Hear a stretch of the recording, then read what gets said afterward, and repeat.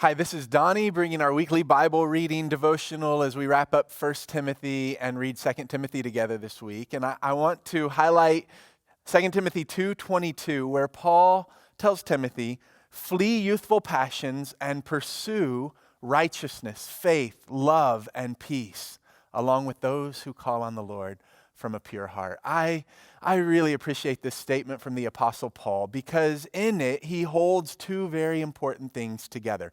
He says there are certain things that we need to flee. Flee youthful passions, he tells Timothy. But the Christian life is not just a fleeing. It's not just a saying no, just a denying yourself. It's not just a managing your sin kind of mentality. Paul says, flee youthful passions and pursue righteousness, faith, love, peace.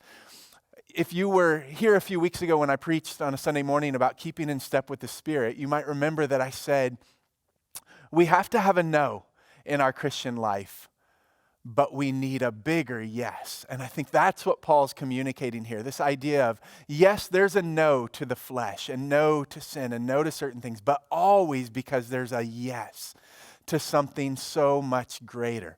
We have to have that yes, that pursuing of a greater thing in our lives. And so Paul is just reminding Timothy here, you were made for so much more. We are being made into the image of Jesus. God is making us new creations, restoring our true humanity. That's what Paul reminds us of in his letters over and over again. You are made for something incredibly beautiful and good. So pursue that. And as you're pursuing that, say no to every lesser thing that pulls you back into being less than the new creation you are. That's the idea here. It reminds me of C.S. Lewis's quote in his book, Mere Christianity, where he says, every time you make a choice, you're turning the central part of you, the part of you that chooses, into something a little different from what it was before.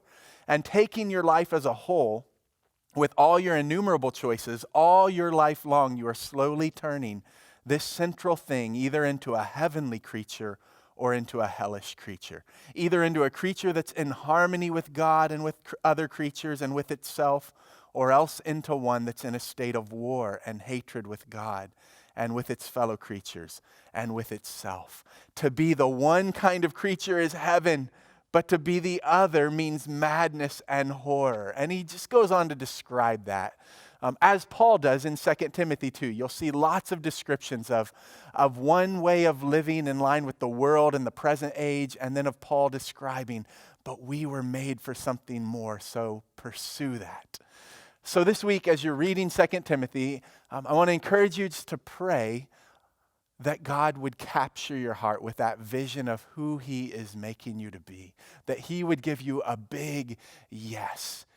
And in that yes, there would be a no, a fleeing of certain things, but only because you're pursuing so much more. Flee youthful passions, but pursue the new creation you're becoming.